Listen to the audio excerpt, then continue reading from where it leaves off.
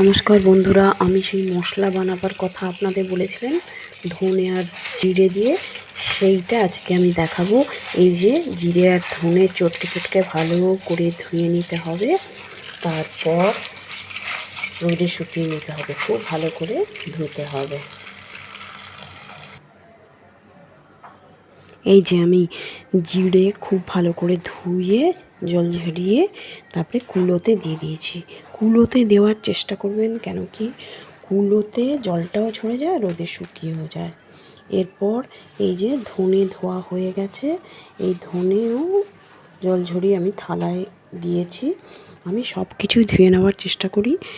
এরপর আপনি কি করবেন, এই দুটোই ভালো করে রোদে শুকাবেন, খুব সুন্দর করে রোদে শুকাবেন, একবারে কটকটে করে রোদে শুকাবেন। শুকিয়ে তারপরে ঘরে মিক্সিতে ভালো করে গুঁড়িয়ে নেবেন, কিন্তু কড়াতে দেবেন না, কিন্তু গরম কড়ায় একদম দেওয়ার দরকার নেই। বিশ্বাস করুন 6 মাস পর্যন্ত থাকে। এই দুটো একসাথেই, ধনে জিরে একসাথে করবেন। এটা শরীরের পক্ষে দরকারও বেশি নয়, অল্প করে তো দরকারই।